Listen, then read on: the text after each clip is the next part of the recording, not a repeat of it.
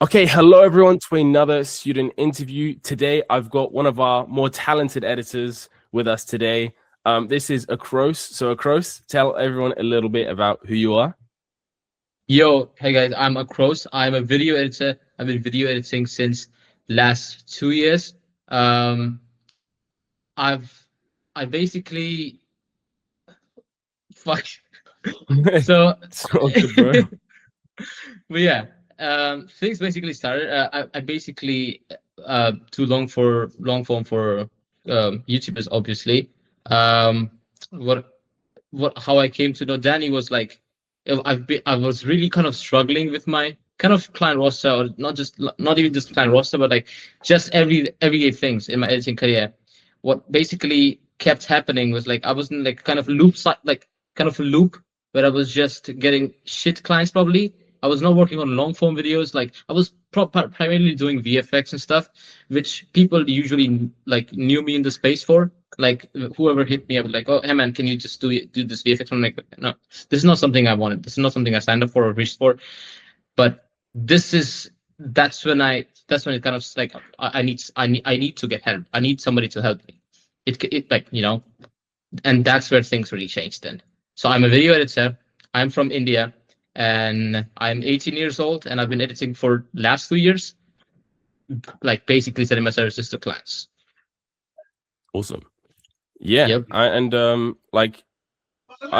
remember I messaged. I remember the first time I saw your like Twitter post. Like when you posted that Yeah. thing for, it was like some kind of practice edit, and I thought, oh my god, this person's obviously new to like the Twitter, like these Twitter editors probably trying to start freelancing. But oh my god, I need to see how this guy's brain works, because you're already like really good when it came to the visuals. But we didn't start working together until like a year later or something. So like, how long have we been working together? Do you know? It was September, October, like probably 5 months, I would say. 5 months, like September till now, from September till now. I think so. Yeah, It's around 5 months, for 5 months, basically. yeah, Yeah, basically. I remember and you actually messaged me for something like an interview very long ago, but I don't think I really respond. I basically kind of sidelined it because somebody actually told me, don't be exploitable or something. I'm like, I'm new to this. Like it was very new. I was very new. I didn't know anything. So it was kind of my first kind of edit that I actually made, and it blew the fuck off. And then I was like, okay, what's next? What's next now? It's basically like, yeah, VFX and stuff. That's where I was before I joined yeah, Crost and stuff. Yep. and can you like kind of explain to the people a bit more about that loop? I know that probably like, let's not say their names, but you were working with like the same few clients, and then every time you tried to make a change, you were kind of going back. And the income wasn't as big as like I think most people assumed. Yeah. So we explain a little bit about that? Okay. So the loop was kind of like I was kind of just stuck in this loop. So because what kept happening is like I let myself be influenced by some other stuff. For example, I don't want to like it's just that I just started to get influenced by people who are not creators at all. And then that led me to like a very atrocious loop of like just doing like trying to go into deep work sessions, quote unquote, and then do this, do that, and then trying to get clients. Oh, I need to outreach, I need to do volume, and then I'm doing volume, no response at all. And then I'm like, okay, oh, I didn't get any sponsors. Let's just work with the same client again, even though I don't want to. And because I kept working with the same clients again and again, I did not like do any actual videos. Whatever I did was like just remove silences and then use bullshit music that just went on for like 1 minute long trap music. You know, I mean that's not bad, but it's just doesn't make sense. It was just very bad editing. Now that I look at it, way back, it was like 6 months ago. But yeah, then things had to change basically. The loop basically was the loop. I had two clients that paid me like $400 a video, and then I mean they're not bad, but this is just something that was just doing again and again. So I need something that was like different or new or like better. The things I am doing now, the videos that actually involved some sort of like that just kind of makes me feel good to edit, like Hmm. videos that take like a long time and stuff. But yeah, I really wasn't getting that for my two clients that I basically had. One was paying me like around 400, I think, and one was paying me around 350 a video, which was all right. I tried to like do volume and stuff as well, but that didn't really work out at all because I was like, there was always like I let people influence me, like telling me, hey man, volume is better. Hey man, like be up till like late nights.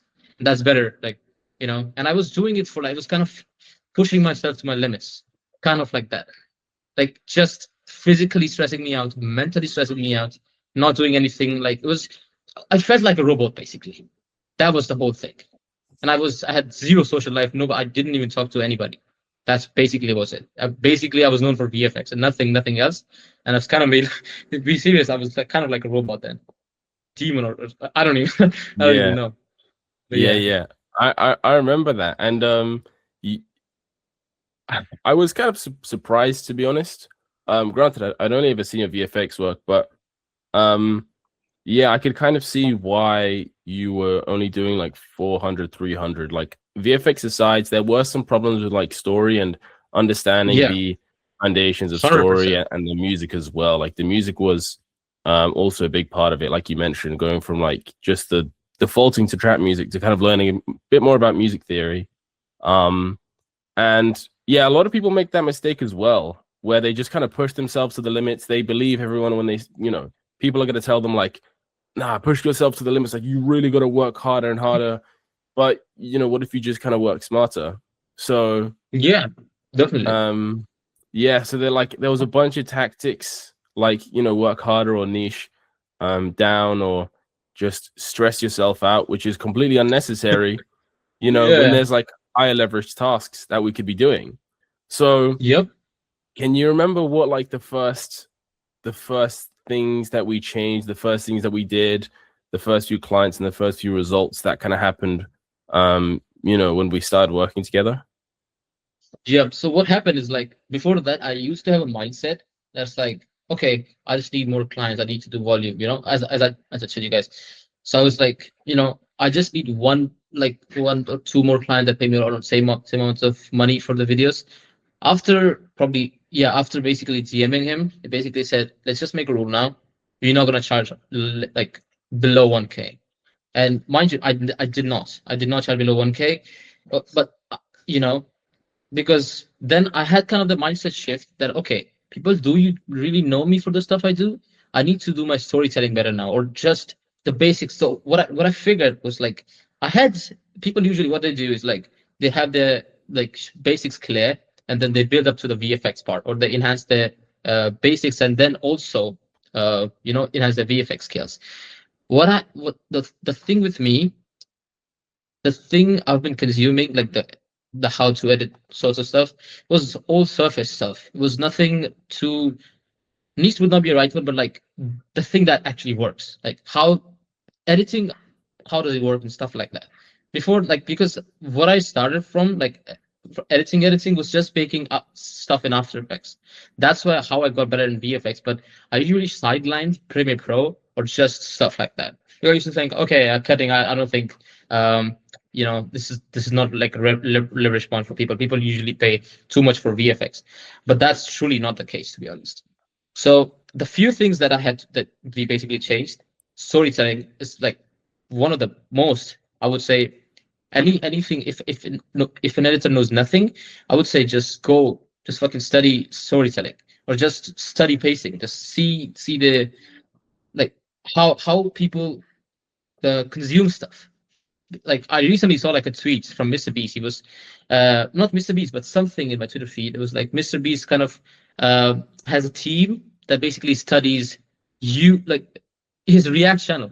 His React channels, like people that study like somebody is basically watching it, and there's a team that's watching them watch it. And then like taking reacts, taking notes, like, okay, this is the place where they react like this. This is the place where they react like this. And even I did something like this with my brother recently. I recently edited a video and then showed it to him, and I was like, "Damn, okay, this video is gonna hit." And the client was super happy. So these are the few things that I changed. First of all, I kind of changed, but like the whole mindset flip was that moment. It was like a phase, a week or two phase, but that's where it all changed, basically. Yeah, 100%. And it's such a big change from um when you landed a new client, and that client was like brilliant work with After Effects, but the story could seriously do some. And then Yeah, I kind of reviewed it as well. I was like, oh, you don't really understand like most of what you should know, or most of what people would think that you know because of the yeah, VFX. So yep, we covered that, and that's actually funny you should mention that, because that was a tweet that I like quote tweeted, because yeah. that's stuff that we cover in here, and that's stuff that I've covered on my YouTube. So to go from like not knowing anything to Mm-hmm. like fully running experiments on your own work to see how Yeah, people yeah, react is such a big change in, number one, standard in your own work, number two, in mindset, and like the editing is so much better. I really enjoyed the outcome of that first video that you worked on the second channel for Brownie. yep, Like yep, the pull-up challenge definitely. with the shredded guy and everything. That was a huge change. In acts 2 and 3. And overall you're just understanding, and the way that you can read videos is like it's a big improvement. Seriously. Yeah, yeah. Things basically shifted from the best way I could describe the change. Things went from editing to intentional editing. Like music selection went from random music selection to like intentional. Everything became intentional, and that's where the change comes in. If like I, if like with like 6 months from now on, like 6 months ago, I would not be able to describe pacing. But what I would say pacing is, it's basically the speed of the video. It basically controls the whole vibe of the video. Music changes with pacing, cuts change with pacing, the frequency cuts changes with pacing. That's what I know now. But 6 months ago, it was like, what do I? It's, I don't get this stuff. I probably will leave this. I probably will leave. I'm like, oh no, fuck, I'm done with this. I cannot do with like the same repetitive videos, like $400 videos, like $300 videos. I mean, I got like a good big video, but as I said, only for VFX, and which I was like, okay, this is cool. This is cool, but I wanted to do something that was like that made you experience stuff more, because I already always had that kind of like kind of creator in me. Like I want to make experience for people. Like I want to like um not fabricate would not be right, but like basically create experience for people, and that's what I think. Like so, I mean, it might sound very like different to some already established editor, but this is really a change. I mean, they have experienced it as well. You might have experienced it as well when you have the change, but this is the best I can describe it. Like things went from like unintentional to intentional. Everything basically. Yeah. And with that came new standards, because Yep. once you start to treat your work as like, okay, there's a whole chain of things that can happen if I do this, and Yep. now the entire viewing experience changes.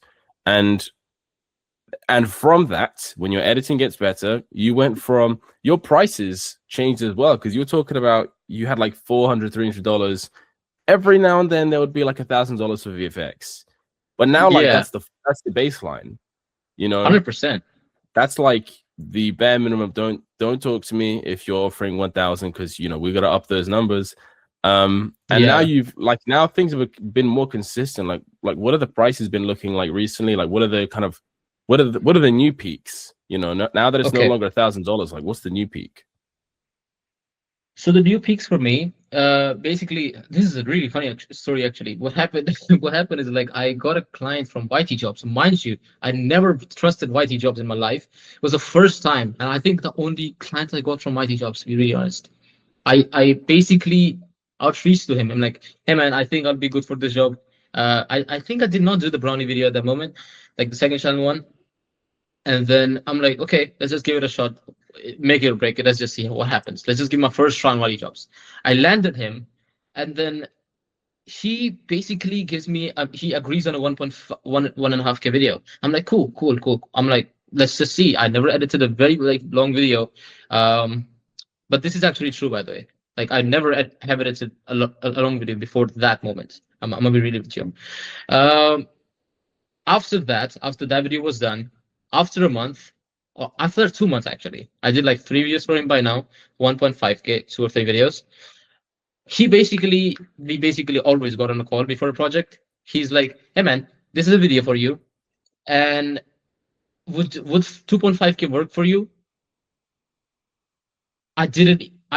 I was kind of speechless at the moment, but I had to kind of, I had to kind of make it not weird, because he might think, okay, why is he reacting like this? Does he think he's not worth it? Or I had all sorts of things. I had like shit going through my mind at the moment, like at that moment. It was crazy. So it's like the craziest kind of experience I had, because I never landed like a 2.5K video, you know. And he even said, does that work for you? Meaning I could have pitched it, like pitched even more, like 3K. He would have agreed. He would have definitely agreed.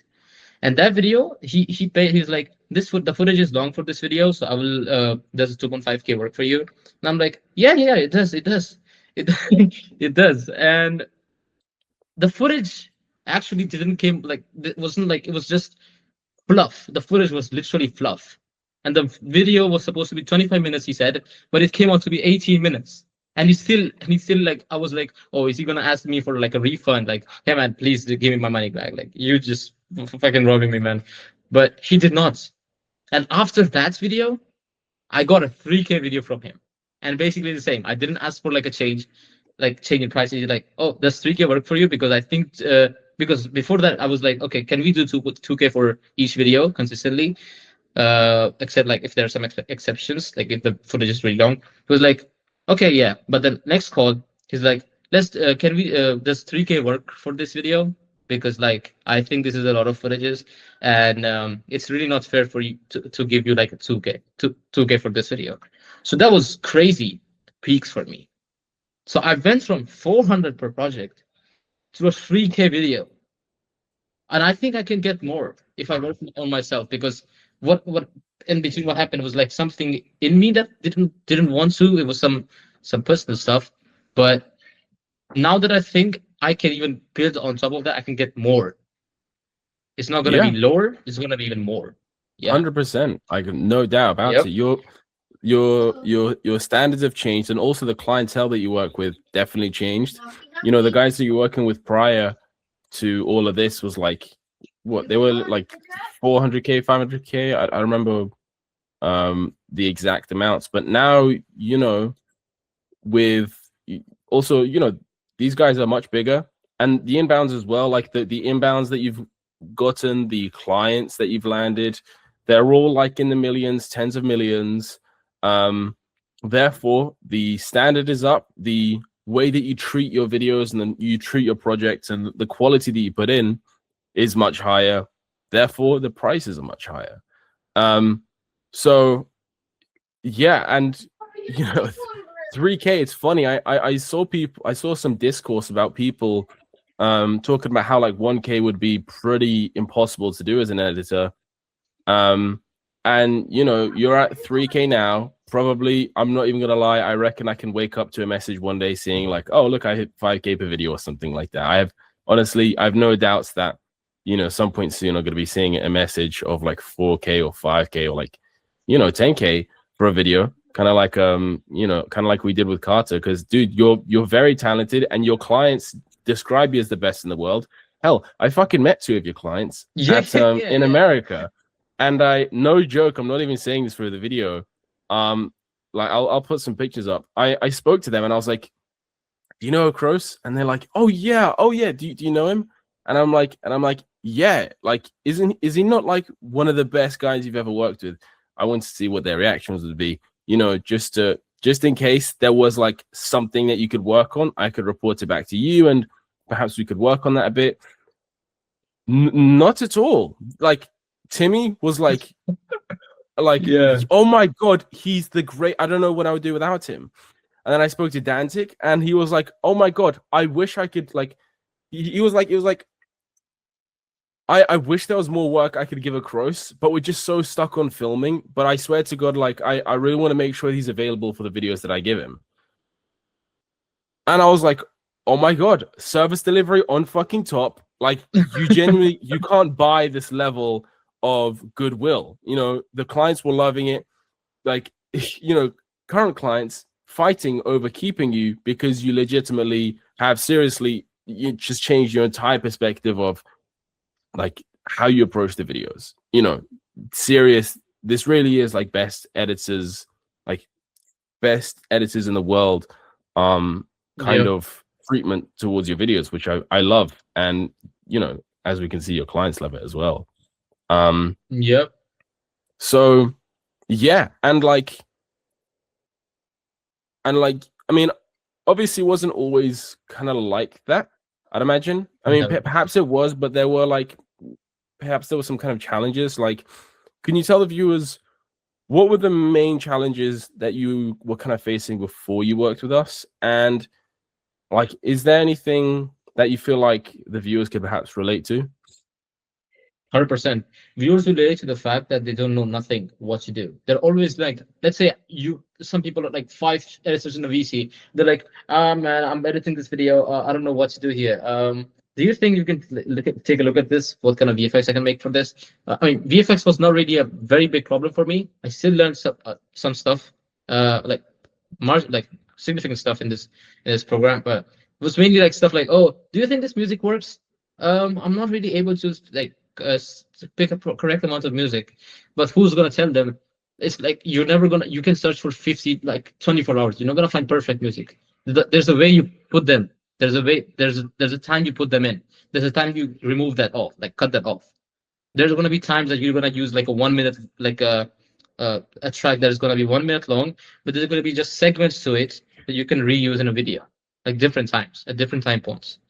That's something that people might relate to because they don't know nothing. Like, they, take it from me, man. I would used to be like in VCs. Like, I would say no, not that, 5 6 months ago. Yeah, 5 6 months ago. Yeah, so I just used to be in VCs, and I'd be like, I mean, I don't know what to do. I remember it was the same. Yeah, basically it was like 2024, December, I would say. Yeah, 2024 December. I was like, yeah, around the time, like not December, but before that. You know, I was like, man, I don't know what to do. This is not looking good. I don't know what the client's gonna say. Um, shit, man. Can you look at this? Can you take a look at this? What kind of music is gonna work on? And then he would give his own opinion. Uh, Even he does not know anything because we are on the same level. He's like, okay, try this, and I'll get basically. I actually was doing a trial for a good, like significant, like a person with significant subscribers. Yeah, one thing I also remember with that, because I did not know anything about fucking storytelling, I actually lost a client. I actually did a trial for him. He said the visuals are really nice, the sound design is good, because that was the time I was kind of experimenting with sound designing. I was learning stuff, instead of using one whoosh, I would just pipe up 3 4 on top of the low frequency, high frequency, mix that up, and use that. I really did a good job with sound design there. Kind of like not as good as now, but because I know like so much more stuff now. But it was like, hey man, would you be able to do VFX? Because I think you're good at VFX, but you're really, I don't think you're a good fit for like what the video really needs, which is storytelling, which is edits. Storytelling, everybody talks about storytelling. Sounds like a vague term or repetitive term, but it's really the truth. It's really the truth that you guys need to hear. It is the baseline. People used, like, when cinema was like, when films were just popping off, they used to edit on something called flatbed editors.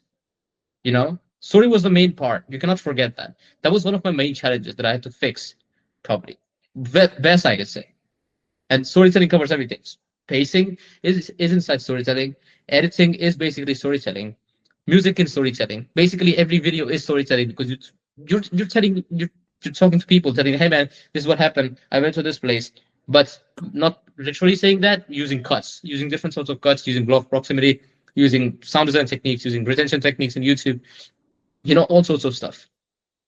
But yeah, That is that was fucking bang on. yeah, that is actually the truth. Not even making this up. Yeah.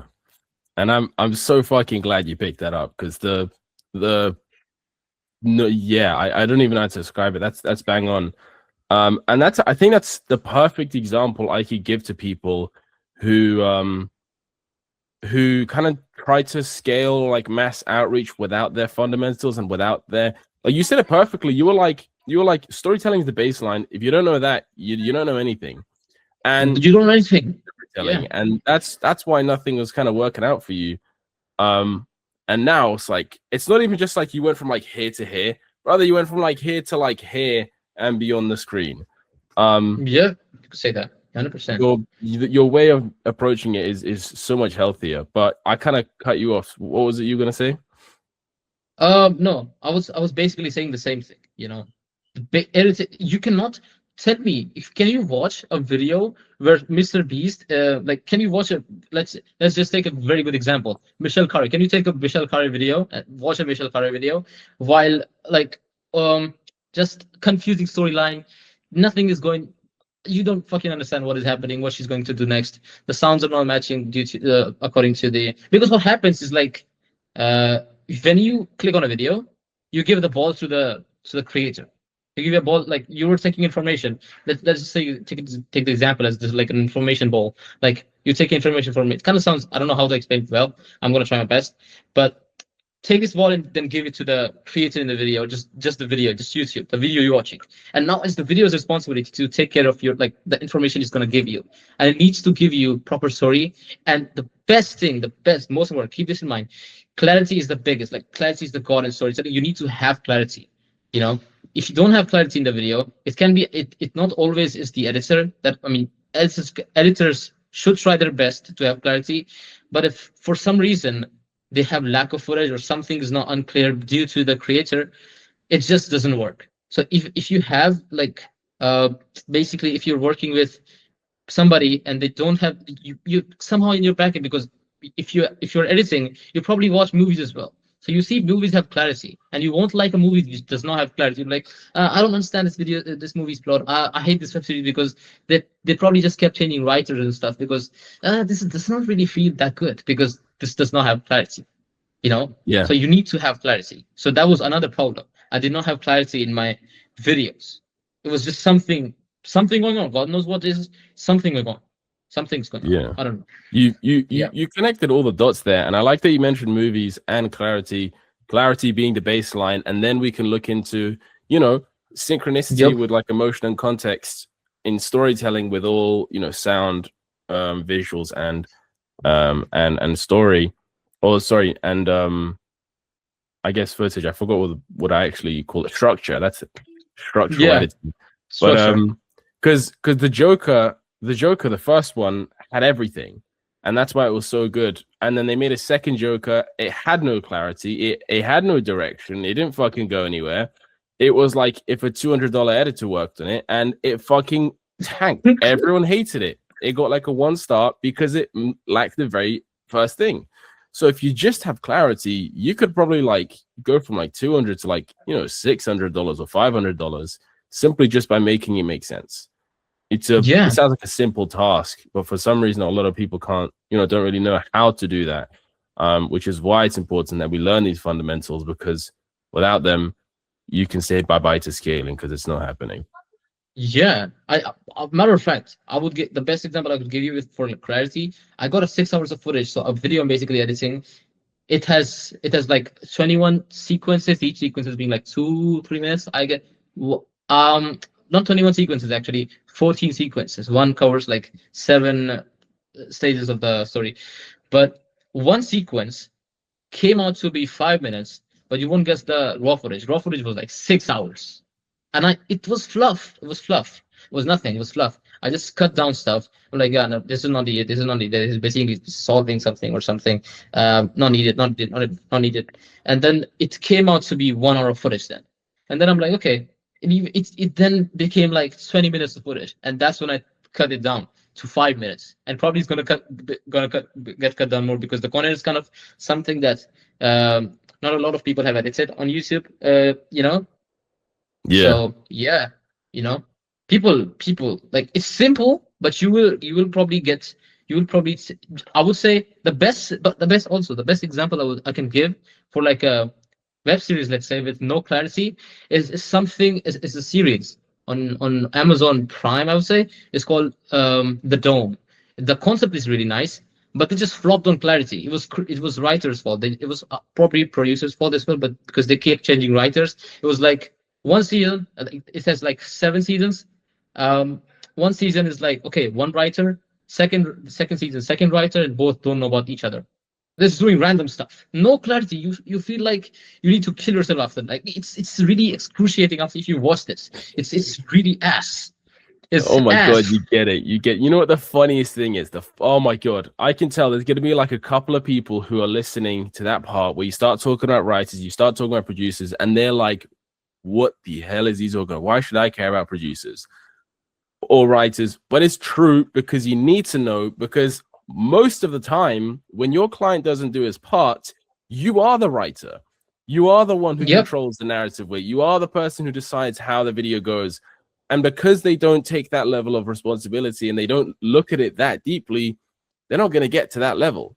So I fucking love that you just get it. You just get it. You understand that writing is important. And, you know, because most YouTubers don't write their videos, you technically have to take the role of a writer. So Yeah. you referencing an Amazon Prime series is fucking bang on, bro. Yep. Because it's like that was fucking terrible. And then for like very good writing, I would say, or not just writing, but like very good clarity, probably could be any good movie. To be honest, any movie that you watch it and it's like, oh, I understand this, I understand this, I understand this. I mean, it has every movie. If you're watching like a very sophisticated movie like Shutter Island, you probably get like, what the fuck is happening? You want to watch it like Yeah. one more time. It was directed by Martin Scorsese, I guess so. Leonardo DiCaprio. But if you watch it two more times, 2 or 3 times, you will understand it. I'm not talking about that kind of clarity. It's just the way he wrote it. It basically confuses you, but in a Yeah. way that it plays with your mind. It plays with time. It plays with your mind. But in a bad movie, you just don't know what the fuck is going on. Because some Yeah. movies, the selling point of Shutter Island was that it was playing with the time, but the movie that's not playing with the time and it's confusing you is the worst shit that can happen to you as a viewer.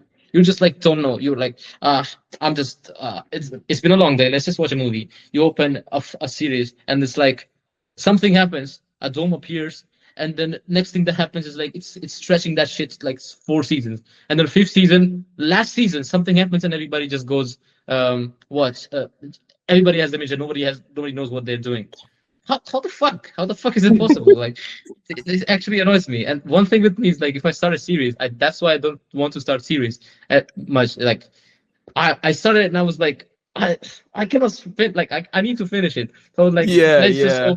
yeah, like fuck I'm it, not bro. allowed to watch But series. I don't allow myself because I know that I'm gonna fucking finish it, even if it's terrible. So I yeah, yeah. but yeah, it was the Um, worst shit I've ever watched, bro. Worst shit I've ever watched. I'm not gonna lie. It really pissed me off. Like the no, but concept was so it's good. important. It's important that you watch stuff that's Yeah. terrible and stuff that's good, so you know, like if you watch something that's terrible, if you watch something that's good and then you watch something that's terrible, you'll realize, oh, that's what this is, and that's what this is, and that's why people talk about this, like pacing, and this is why people talk about, you know, context clues, and that's why people talk about writing and stuff, because this is what I'm aiming for. Like this good thing is what I'm aiming for. This is what I'm trying to avoid. So it's good to understand where you're going with that. Yep. But yeah, dude, like you obviously understand a lot more about editing. You're approaching it from like such a fucking mature perspective. So like now that you know what you know, and now that you're working with like huge clients and you're getting crazy inbounds, like, and just kind of based on the results that we've gotten so far, like where do you see yourself within like the next 6 to 12 months? In the next 6 to 12 months, so really before last 2 months, I actually was kind of figuring this out because most of the editors that they call themselves editors. I mean, I'm not bashing anybody. I'm just trying to make a point. I'm making a point that I was basically coming from a background where I didn't have any experience with like cutting or something. I was learning that like 2 months ago. Now I'm finally starting to get stuff. I see myself in the next 6 to 12 months at most probably 10K, 100%. I need to get that because I think I now see my potential, true potential, after going through all sorts of stuff. And I now analyze movies because before this, I mean, I cannot stop talking about movies.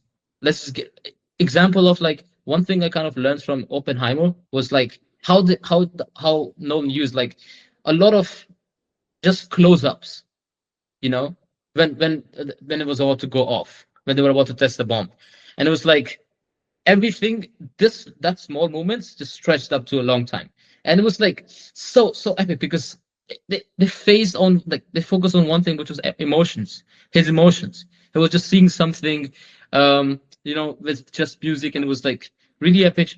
I cannot explain it, okay? But yeah, that's basically it. So I did not know anything about that, and now I'm starting to get it. So I think I would say in the next 6 to 12 months, I'll 100% be at 10K at least. You get it. You At just least. get it. I love this guy. You just fucking get it, bro. You mentioned proximity earlier, and I was like, oh my Yeah. god, that's such a niche term. I'm so glad you remembered it from when we were talking about like the proximity of shots. I remember that was like one of the first problems I picked up. It was like, this guy's just crazy with his like cuts. He'll just fucking cut to anything. But now you're kind of a bit more aware about Yeah, how 100%. law of proximity works, and just general cinematography, and you're fucking referencing like Oppenheimer, which is like fucking hell. And you were also like recommending, I think, to other people like to watch films. Like I'd text other editors and they'd be like, yeah, Crost told me to watch this, and then I'm like, holy shit, we've really changed. Like you really went from like somebody who was kind of too scared to take advantage of the the whole field, and now Yep. you're like, yeah, this is my domain, this is my territory. I know what I'm doing. I know how this Yeah. editing shit works. I love that. Yep. Yep, Um, definitely. and that 10K is gonna happen for sure, man. Like I've zero doubt about it. Um, Yep. but yeah, Ackrose, just in general, kind of before we wrap things up, like if someone was on the fence about working with us, and if they didn't really, if they kind of watch this and they think that, this Danny guy is a bit of a buffoon, I don't think he can help me out, or if they're just kind of exploring right now, or just in general, if they were just kind of, again, to use that term, like sitting on the fence, yeah, what would you tell them? So for people sitting in the fence, I mean, not really. People might be sitting on a fence like watching this, but what I'm basically saying is, like, try to change the way you work with, like, try to change your clients first of all. I mean, that can help. That can happen. So what I've noticed is like people are not really trusting editors. I have had like 2-3 calls with I have had three calls, but 2 of them basically were worried about like if people are gonna carry their editing as well as they do. One guy basically actually paid 1.3K to a guy, and the video, I don't know how that's been, but the video does not have anything to feel about. It's just very niche. The sports is very niche, so people don't. I don't want to mention that because then it'd be calling out. But the they just don't probably do their job well as well. It can be either of 2 reasons, because they don't like, not two, but like they can be either of the reasons like they don't know well. So try to learn more. Then try to watch it, and take things seriously for once. Like, you got the video. It's like it's calling being committed. Why you fucking scared to be committed to something? I used to be like this, like, okay, I'm gonna get a video. I need to finish it. That is my responsibility, and I don't want to commit. But you need to commit to it. Then you will understand the real, like, then you would start taking real measures. Okay, I have to give them this video, and I now start to like watch the timeline and stuff. And you will kind of get it. Kind of like that. So I would say, first of all, focus on providing them value, providing them with like as much value as possible, unless their workflow, like the client specific workflow, there's a client specific workflow that like makes you like stretch, like you're editing a video for like 1 month, but it's not because you are um doing it wrong. It's just the way the client workflow is. Probably he shoots some footages, give you something. Like, it can be anything, but just make sure you do your job well, because what I've seen is like good, kind of, your knowledge matters, but what also matters is your reputation. If you're like known for just VFX, you won't get storytelling clients. You have to. I'm not saying like go and start fucking tweeting about like made up shit that you probably won't even know. Try to learn it from somewhere. You won't find stuff, a lot of stuff. I mean, when I say surface, I don't mean surface just surface, but like you won't. Most of the editing information you find on YouTube is just surface knowledge. If you go very deep into YouTube, there are only like very few videos that would have like some crazy source, some crazy information that you will most likely not find. Try to network with people that have like good storytelling skills properly, and biggest thing, be less egotistical. I've seen 100 fucking editors that are like, I don't care. It doesn't pay me enough, bro. You don't do your job enough, so that you're getting paid $7.50 for a video, and it's an idle video, let's say.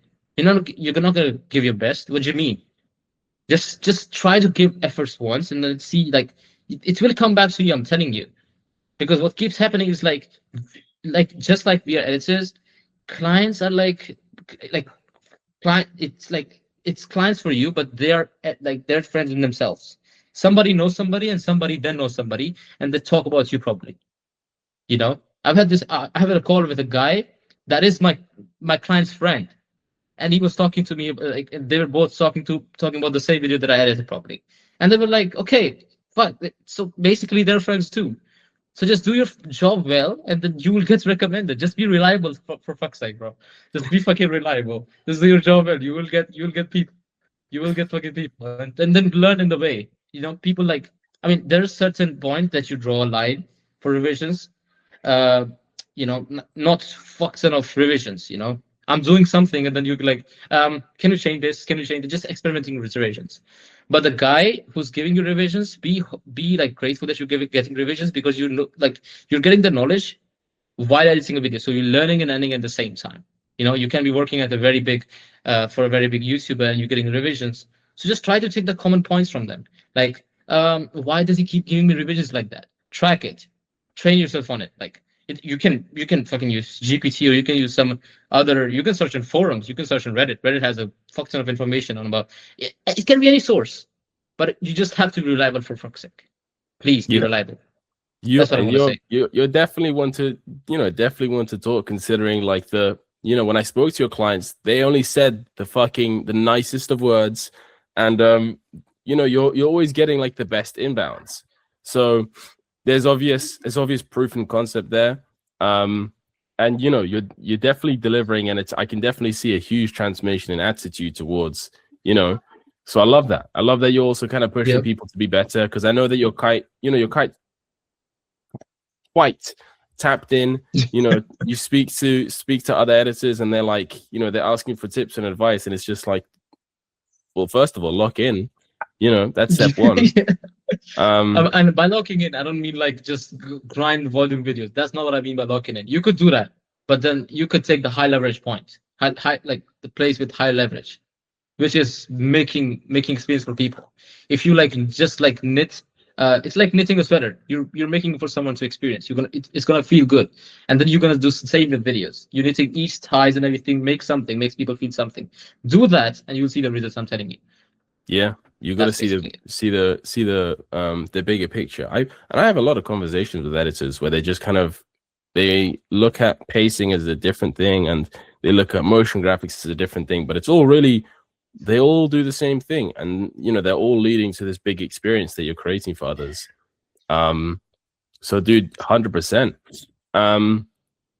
And yeah, I mean, dude, words of wisdom. I love that.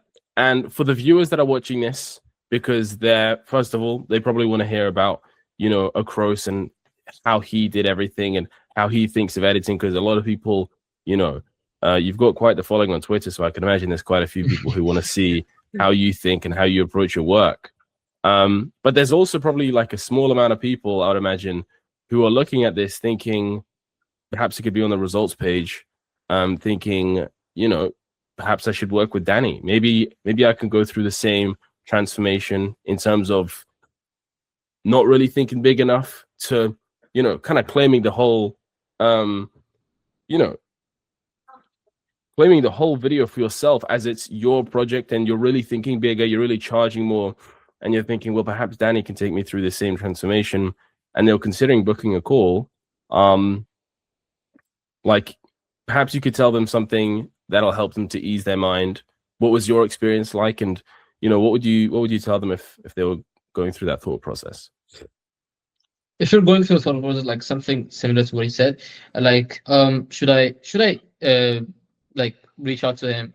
I'm telling you, the one thing I've learned throughout this whole thing, if you ever encounter like some issues in your life, because what I've seen is like I think you cannot make it alone, I guess. You will have to find somebody. It can be anybody. It can be fucking anybody. It can be literally anybody. But just if you are stuck and you're aware, just find just ask people for help. And there's 100% is a way. I would say just give this a shot, because what I used to do is like I would have a problem, and I used to be shy about like giving my problem, like telling my problem to somebody. I'm like, I don't think I'm gonna find a fix for it. I don't think people really experience that, but the fact is, everybody has probably experienced that. You never know, so just give it a shot. It's not costing you money. It's like it's gonna be like a, let's just see that. And when somebody there's to help you, you're gonna actually see, because somebody's taking your pain point. Like, you have a pain point, and somebody is there to describe it, to make you aware of your own situation that you probably not can wrap your head around. And it's just way better if there's somebody for you, especially in the first few, probably first when you're starting to realize like, okay, I need to change my stuff. If there's somebody that basically analyzes your performance, you can talk to him about this. He's basically going to tell you what you could do. He can break down stuff for you, and that's where you really get the kind of upper head. You have the stuff broken down. You don't have to use your brain breaking it down. You can just edit. You can just text him and like, this is something I got. I'm really confused about this. What should I do? And then you can just ask him like, okay, yeah, and then dots connect, and then bang, it's bang on basically. So I would say go for it. Don't overthink a lot of stuff. People overthink a fuck ton of stuff. Just stop overthinking, and I would say just go for it. Just take somebody, like, it can be literally anybody, but just go for help. Go for help. I would say. And I love that you were 100%. talking about breaking down the problem first, because that is exactly how we operate. And it won't be like the same advice as what you were hearing earlier, like miss out on sleep in order to like, what the fuck. I'll never tell people how to live their lives. I'll always ask them, about the situation first. So yeah, dude, it's always great to have somebody to ask. I know I've got people like that. 100%. And it can literally just be like ask anyone. Firstly, if you were kind of like shy to ask, just fucking ask anyone. But it is probably better to start asking people who kind of know what they're doing, because I remember you talking about those Discord calls, asking people who were in the same situation, so they couldn't really help out. But yeah, step one, if you don't ask anyone, fucking ask somebody. Yes, 100%. I love that. But yeah, so you heard it here, folks. Ackrose went through this entire transformation of not exactly knowing how to approach his videos, not knowing how to, perhaps speak to clients or ask for bigger prices. And now he's at a point where he's a lot more aware of, number one, how editing works, and number two, where his spot lands when it comes to the market itself. And he's done it all through, number one, lowering his ego, number two, asking for help, number three, prioritizing his service delivery, and then number four, actually putting pen to paper and making his clients' lives so much easier. And that's, of course, how he was able to just make his life overall easier, make his editing better, and just make YouTube a kind of better place. And that's kind of our goal here, to make better editors so that we make the content on YouTube even better. So if this call at all has helped you to gain some clarity, or if it's perhaps maybe moved you closer to the side of booking a call, then you can click on to one of the green buttons that will say to apply, where you can book a call, and you can see if you and I can perhaps sort things out, see if you would be a little bit qualified, and you actually have the problems that we know how to solve, and you're the kind of editor that we actually know how to solve like Ackrose or like anybody else that you can see on, if you're watching this on the results page, then you can see on the results page. But apart from that, Ackrose, thank you so much for doing this, cool man. Yeah, I'll see you folks on another video.